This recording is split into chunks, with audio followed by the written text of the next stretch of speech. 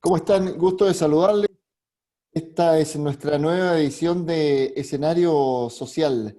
Este programa diseñado para ir analizando, ¿cierto?, semana a semana lo que está ocurriendo fundamentalmente con algunos temas que son de actualidad y que evidentemente tocan el desempeño de nuestra región y cómo vivimos los magallánicos en nuestra región, principalmente el tema de la pandemia, entre otras cosas. Saludo como siempre cordial, Cristian García, Alfredo Fonseca, muchachos, gusto de saludarles. Hola, igual, mucho gusto de saludarte, saludar también a Alfredo, a Cristóbal y a la gente de Radio Volar que nos proporcionan este espacio, ¿cierto?, para poder llegar al público, sobre todo a nuestros auditores que se dan la molestia, ¿cierto?, de revisar el programa completo y tratar de entender a veces estas cosas que parecen a veces tan enredosas, tan complicadas, que humildemente tratamos de poder desenmarañarle un poco, pero todavía falta mucho, evidentemente. Así que saludo a nuestros auditores y seguidores de este programa. Ese es nuestro esfuerzo fundamental, a tratar de ir interpretando y analizando y explicando, ¿cierto? O darnos a entender con respecto a algunas cosas. Alfredo. Hola, gusto saludarte, Manuel. Cristian, también un afectuoso saludo para ambos, de Cristóbal, que nos acompaña, al personal de Radio Polar, a Polar Comunicaciones, y también a nuestros auditores. Y voy a saludar en forma muy especial hoy día a un señor que me llamó hace aproximadamente 2 horas y media atrás de la grabación de este programa, don Sergio, que me dijo que era fiel seguidor nuestro y que le interesaba de sobremanera este programa porque él encontraba que era el único programa que había donde se hablaba o se resaltaba el sentido común. Así que gracias por ese halago, Sergio, y ojalá que nos siga escuchando. Así que un saludo afectuoso para él también. Estoy tomando nota, fíjate, Alfredo, sentido común. Uno de los tantos temas que hemos tratado en el programa, Cristian, el bien El común, menos común de los sentidos. en fin. El menos común probablemente, así es. Bueno, esperemos estar a la altura, ¿cierto?, de este auditor que nos sigue permanentemente, así como otros tantos que se dan el trabajo y se toman el tiempo de escucharnos. A ver, siempre, muchachos, como para contextualizar y dejar el hilo conductor de lo que va a ser nuestra conversación, nuestra discusión, nuestra tolerancia activa, según el profesor Esquela, o nuestro proceso de ayuda, ¿cierto?, a ejercer esta tolerancia activa y dejar de lado la resignación, que es lo que él denomina como tolerancia pasiva.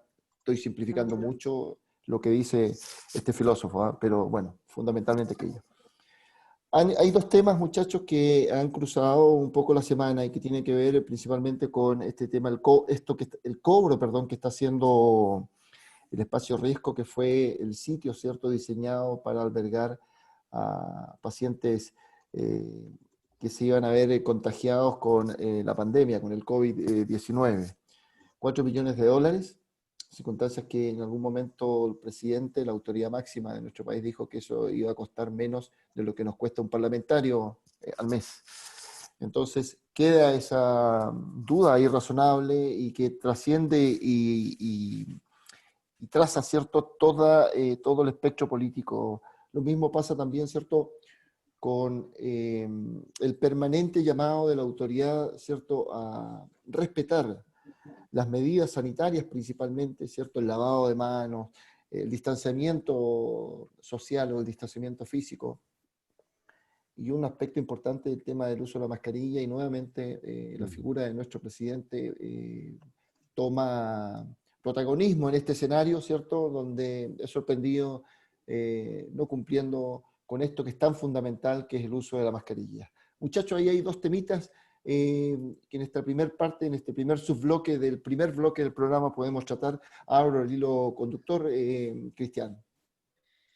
Sí, mira, una cosa con lo que tú mencionaste de espacio riesgo que hay que destacar es que hay una institucionalidad que funciona, porque esa contratación aparentemente doble, o por lo menos irregular, aún no se cancela, por lo tanto no hay un pago efectivo del erario fiscal, y eso es justamente por el control preventivo que hace la Contraloría, porque este control es preventivo, no es que lo haga después que se pagó, hay varias cosas que las realiza antes, ¿cierto?, porque toma razón de los contratos de cierto monto de cierta envergadura hacia arriba, y por lo tanto hay cosas que en nuestra institucionalidad funcionan bien, y hay que mantenerlas. Y no hay que estar borrando todo lo que está hecho, porque, insisto, por lo menos esta parte funcionó. Uno podrá tener ciertos reparos, que hay otras cosas que se demoran mucho, ¿cierto? Pero por lo menos en esta parte uno no se puede quejar de que la plata está bien resguardada, que la Contraloría hizo su trabajo, y bueno, corresponderá ahora que se den las explicaciones, ver si es que corresponde o no corresponde mantener ese contrato, anularlo, dejarlo sin efecto, no sé. Pero por lo menos yo quiero destacar ese tema de la acción muchas veces de bajo perfil que tiene la Contraloría, porque esta es una de las tantas cosas que ha frenado por un tema mediático. Esto salió más en los medios, pero también hay contrataciones de municipios, de servicios públicos y de otras reparticiones, ¿cierto?, que nunca salen a la luz, pero donde la Contraloría también coloca el énfasis, el ojo y la prevención. Y después del tema ese tú que señalas de la mascarilla y la denuncia, la autodenuncia del presidente, o sea, bueno, mira, si la máxima autoridad no da el ejemplo, ¿qué quiere para el resto? Si el punto es que, más allá de que uno considere o no racional el uso de la mascarilla, el punto es que hay una norma y se espera que las autoridades públicas sean el ejemplo ciudadano. Y ese ejemplo ciudadano es justamente lo mismo, o sea, que den el ejemplo autoimponiéndose ellos mismos, colocando el estándar más allá a veces de lo necesario, ¿cierto?, con el apego a las normas.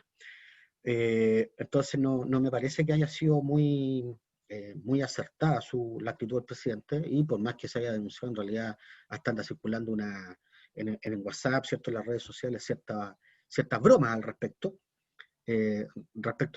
sobre qué cosas se viene a autodenunciar, sobre la triangulación de las plata de la AFP, sobre el Banco de Talca, sobre el estallido social. Entonces, por eso digo, o sea, mira, la autoridad al final aquí lo que ha hecho es minar, en la forma como se ha comportado, minar el respeto que hay sobre las instituciones. Porque esta cuestión ya parece un chiste. O sea, si el presidente de la República respeta las reglas, ¿qué se espera para el resto? Sí, fíjate que hay varios elementos que pueden entrar en el análisis, ¿eh? Hago un poco de memoria y está también la situación del funeral de un familiar cercano del presidente.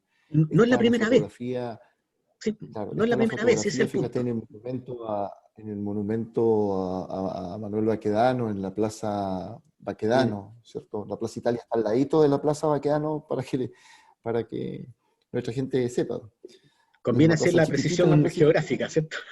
Sí. Hay Entonces, una distancia comúnmente de esa plaza es metros. conocida como la plaza, claro, comúnmente esa plaza, la Plaza Baquedano, donde está el monumento al general Manuel Baquedano, es conocida como la Plaza Italia, pero la Plaza Italia es una plaza chiquita que está al ladito de la Plaza Baquedano. Lateral. Bueno, la fotografía, exactamente. Son detalles que marcan la diferencia o no, Alfredo. No sé qué opinas tú. Sí, mira, bueno, en orden de las cosas, el tema del arriendo a esta infraestructura del espacio Riesco, yo creo que, bueno, si se necesitaba, bienvenido sea.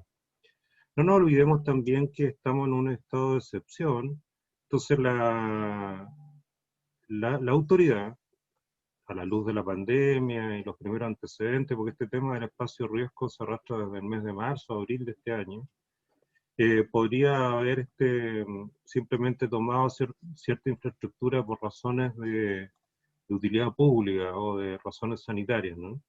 Entonces tenía las facultades como para poder hacer eso. Entonces, se anunció con bombo y platillo el tema de espacio riesgo que, repito, si se necesitaba, bienvenido sea. Se hizo mucha publicidad al respecto, sobre cómo se fue acomodando o alajando para poder recibir una cantidad X de personas que se enfermaran.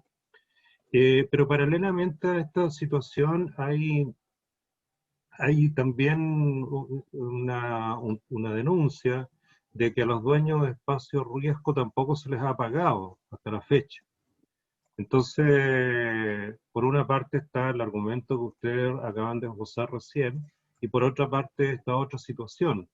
Entonces, yo creo que ha sido un tema que más que fijar la vista o el pensamiento en cuánto bien se puede hacer con ese espacio tan notable y tan tan, yo diría, necesario para un tema como una pandemia, se ha fijado la vista en cosas que son secundarias, no en la utilidad que ha prestado.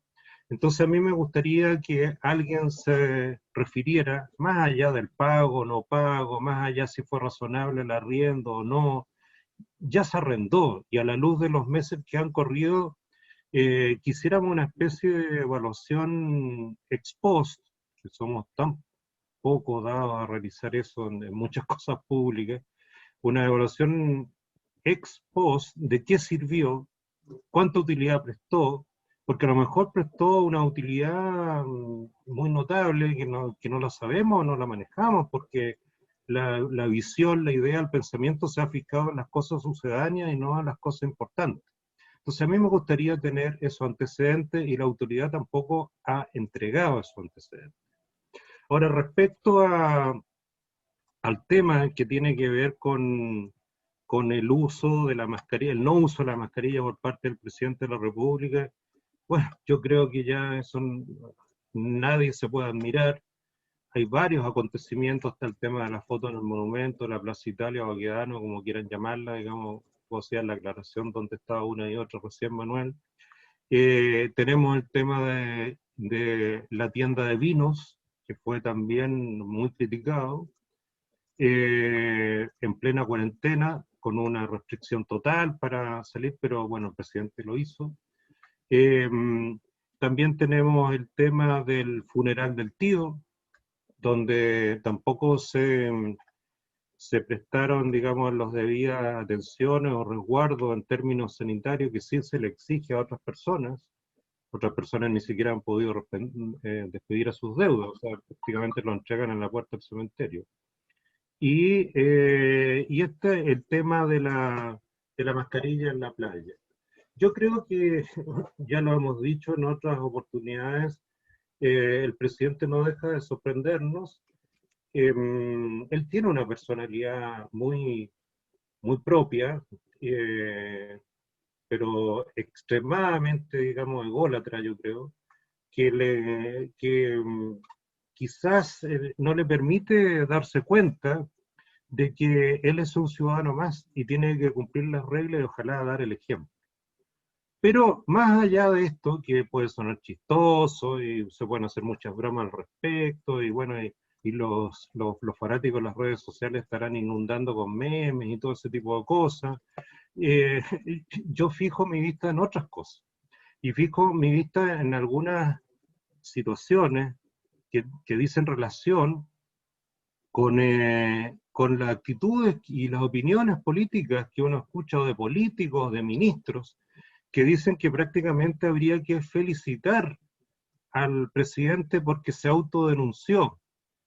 Entonces, yo fijo mi pensamiento y digo, por Dios, ¿de qué estamos hablando? O sea, primero, el presidente debió haber tenido un resguardo mayor, debió haber dado el ejemplo, y esto que se autodenunció, sí, podría ser, pero el autodenunciarse, digamos, no es precisamente para que una persona sea felicitada respecto, hoy qué notable se autodenunció. Yo creo que no va por ahí el camino. Entonces yo pienso que de repente hemos equivocado la mirada y nos estamos olvidando que el ciudadano común, y yo confío en eso y estoy en ese pensamiento por lo menos, que hay más gente común y más gente decente de lo que uno mismo cree. Y la gente decente obviamente no se traga estos cuentos, digamos, baratos, que de repente tienden a limpiar la imagen de una persona. Yo creo que lo más notable que hizo el presidente, para mi gusto, no fue el que se haya denunciado. Lo más notable fue haber dicho me equivoqué y pedir disculpas. Yo creo que eso sí fue para mí, digamos, algo notable y ojalá todos los políticos cuando se equivocan lo hicieran. Más aún si estamos hablando de un presidente de la República, un ministro, ¿para qué decir los senadores? Hay algunos senadores que jamás les he escuchado decir que se han equivocado, pero bueno, a lo mejor ya llegará el momento de escucharlo, digamos, porque nunca es tarde para que una persona pueda reconvertir sus acciones y pensar más en el bien y pensar que hay más gente decente en este país que gente que no cumple las reglas.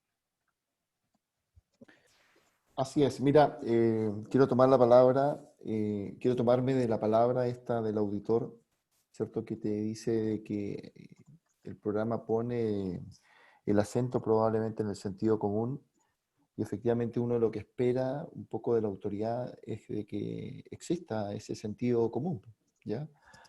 El escenario comunicacional lo hemos analizado en este programa también, en nuestro programa, muchachos, escenario social. El escenario comunicacional de la gestión del gobierno no ha sido el mejor.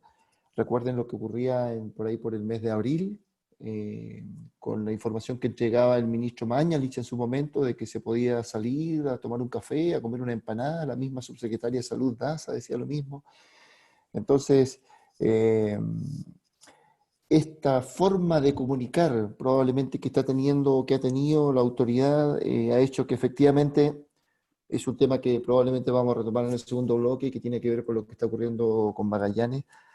Ha hecho que efectivamente la gente le pierda el temor, fíjate, al virus, y de alguna otra forma le pierda el respeto a la cuarentena también. Bueno, pero ese concepto seguramente lo vamos a sacar de esta parte y lo vamos a llevar al segundo bloque. Muchachos, he hecho este análisis de esta información, ¿cierto?, que atraviesa la semana comunicacional en los distintos medios. Yo creo que nunca, siempre es bueno, perdón, mantener el hilo conductor de por qué fue creado este programa, que es analizar el tema constitucional. Y hay una lógica de desarrollo de nuestro programa que tiene también que ver, perdón, con el tema constituyente. Quiero solamente decir, y aquí nuevamente les voy a ceder el espacio, muchachos, para lo que resta de este primer bloque, en función del tema constituyente, una nueva constitución. Una constitución normalmente lo que tiene son dos grandes temas, ¿cierto? Uno tiene que ver con el equilibrio de los poderes, ¿cierto? Y la distribución de los mismos, ¿ya? Y ahí, esa es una parte, ¿cierto? Es una de las columnas que tiene una constitución. Y la otra tiene que ver fundamentalmente con los derechos, ¿cierto? Los derechos que van a estar consagrados en la propia constitución. Otros temas que tengan que ver con otras problemáticas o dimensiones sociales, necesariamente son temas que están asociados a políticas públicas y a desarrollos que no normalmente están relacionados con proyectos de ley, en fin. Otro tema que está asociado también a este tema de las políticas públicas, perdón, al desarrollo constitucional es el tipo de Estado que vamos a querer y las relaciones que se van a generar entre los ciudadanos. Entonces, hecho esta introducción, Cristian, la pregunta, en algún momento conversábamos cuando armábamos el programa de hoy, ¿cómo se financia esto? Tú trabajaste en Hacienda y fuiste viceremi ahí de Hacienda y de Economía, entonces algo debes saber de este tema para saber cómo le decimos nosotros a nuestra ciudadanía y en Magallanes cómo le explicamos que esto tiene que financiarse de alguna manera. Claro, bueno, y es parte importante además del tipo de Estado, ¿eh? Porque generalmente se habla mucho esto de los derechos y toda la cosa, pero la Constitución política tiene además tres elementos que uno es el tema financiero, el tema tributario y el tema económico. Van un poquito de la mano, no son exactamente lo mismo, pero van de la mano. Porque desde el punto de vista económico, ahí uno puede hacer una definición de qué tipo de Estado va a querer. Nosotros tenemos hoy día un Estado subsidiario, anteriormente hemos tenido un Estado desarrollista, algunos han hablado del Estado de bienestar, aunque en realidad nunca hemos tenido Estado de bienestar, pero hay Estados que sí funcionan como Estados de bienestar. Hemos tenido también Estado empresario. Y la pregunta entonces, ¿qué forma de Estado queremos dar? Porque hoy día se habla de que el Estado en realidad no participa en actividad económica, ¿cierto? Y que prácticamente todo viene de los impuestos, pero en realidad eso no es así, porque si uno ve el PIB, el sueldo de Chile es el cobre. Y entonces, claramente Codelco es el gran promotor o impulsor del presupuesto nacional, evidentemente que también están los impuestos. Entonces, hay que ver esa parte, digamos, de cómo se va a financiar el presupuesto de la nación. Una parte son los impuestos, pero no es toda. Luego, si decimos que son los impuestos, bueno, nos vamos a meter en el tema tributario y hay que ver qué tipo de impuestos y quién aplica los impuestos, cómo se recaudan los impuestos, qué son en definitiva los impuestos también, porque hay que hacer una definición. Y ahí vamos a entrar a la pelea, ¿cierto?, de si vamos a grabar más a las rentas directas, la renta del capital, la renta del trabajo en su caso, o el consumo, ¿ah? Como hoy día más estamos cargados para el lado del consumo. Y al final vamos a llegar a una tercera parte que tiene que ver con la cuestión financiera. y es cómo se gastan los presupuestos, a quién se le autoriza, cómo se autorizan, cuánta independencia tienen los gobiernos regionales, cuánta independencia tienen los servicios, cuánta independencia van a tener los municipios. Entonces es un tema no menor, y a la pregunta que tú vas, mira, la democracia significa gasto, eso es indudable, pero la no democracia es lejos mucho más cara. ¿Ah? Es mucho más cara porque a cualquier persona le van a imponer cosas de las cuales no se va a poder defender, le van a expropiar cosas de las cuales no va a poder defenderse tampoco. El mejor sistema es la democracia justamente por lo mismo, porque nos garantiza la igualdad y la oportunidad de defensa a todos, pero para eso hay que construir. Ahí hay que ponerse de acuerdo en cómo. No quiero quitar más tiempo para que el Alfredo también haga su intervención en este aspecto. Sí, el Alfredo normalmente tiene harto que decir en materia constitucional igual. Alfredo, te Sí. escuchamos. Bueno, yo no sé si tenemos el espacio suficiente, digamos, para hablar aquí sobre un tema tan importante, ¿no? Nos A quedan mí 4 minutos, amigo. lo que me preocupa del tema constitucional, bueno, el tema constitucional, digamos, para estructurar simplemente algunas ideas. O sea, cuando se habla de una constitución, tenemos que pensar que la constitución nos va a primero a dar una suerte de declaración de principios de cuál es el país, el Estado que queremos, ¿no? Después una distribución y una organización de nuestro territorio. Posteriormente vendrá una suerte de definición de los derechos, digamos, que nuestra Constitución va a consagrar, que hay algunos derechos que son propios de la existencia humana que ya se entienden sobreentendidos, ¿no? O derechos humanos que no hace falta que estén positivados para que sean reconocidos, o sea, Positivizados. positivizados, perdón, sí. Uh-huh. Que no hace falta que estén, digamos, expresados en la ley, digamos, para ser reconocidos. Y posteriormente vamos a tener lo más probable una distribución del poder, cómo vamos a distribuir el poder entre nuestras autoridades y cuál va a ser el freno que le vamos a poner a esos poderes. Y posteriormente vendrá, obviamente, una suerte de articulado transitorio porque vamos a tener que transitar de una constitución a otra constitución. Pero a mí y eso vendrá cuando empecemos ya a estructurar la constitución después del 11 de abril, cuando se elijan los constituyentes, etc. Pero a mí lo que me está preocupando en este momento es la antesala a este proceso. Y en la antesala a este proceso yo noto que hay como dos fenómenos, ¿no? Un fenómeno que hay gente que se siente una suerte de policía de la Constitución. Por una parte, unos abundantes y opinantes abogados que hablan sobre el tema constitucional sin desconocer su trayectoria, sus méritos, pero no todos los abogados manejan el tema constitucional. No todos los abogados manejan el tema del derecho público. Hay abogados que son muy notables y muy respetables en temas de derecho comercial y en temas de derecho privado, y bienvenido sea y mucho éxito en sus carreras, digamos. Pero esa no es un pasavante o un pasaporte para opinar, alguna noción general tendrán porque seguramente en su carrera, en el desarrollo de su carrera habrán estudiado alguna vez derecho constitucional. Pero yo incluso escucho de parte de algunas personas que se supone debiesen saber más que otras, cosas que a veces suenan un poquito aberrantes o fuera del sentido común, como decía don Sergio que nos llamaba, o más aún, yo diría, de escasa sensatez. Y por otra parte, tú tienes también una actitud de policía de esta suerte de dirigentes sociales, que yo creo que los dirigentes sociales son muy necesarios para representar ciertas demandas de la sociedad, pero también hay dirigentes sociales que se erigen o autoerigen como una suerte así de policía de lo que debe ser la Constitución, y quienes deben estar en la Asamblea Constituyente. Yo creo que ambos fenómenos son perniciosos, porque lo que nunca tenemos que olvidar es que ojalá la participación sea lo más amplia posible y que se traduzca en representantes en esta suerte de convención constitucional o constituyente, Y por otra parte, de que también el espectro sea bastante variado, porque no vamos a hacer una constitución, si estamos pensando en una constitución, que es una frase que a mí me gusta, que es la casa de todos, donde todos nos sintamos cobijados, no es una constitución de derecha, no es una constitución de izquierda, no es una constitución de los movimientos sociales, no es una constitución de los grupos de presión, no es una constitución de los empresarios chilenos, sino que es una constitución de todos. Vuelvo a decir la frase que a mí me gusta, que constituya verdaderamente la casa de todos. Bien, hecho este análisis entonces, Alfredo, nos quedamos en la casa de todos para efectos de nuestro programa, que es Polar Comunicaciones. Vamos a hacer un corte, ¿cierto? Vamos a volver con el segundo bloque de nuestro programa, donde seguramente vamos a hablar de Magallanes.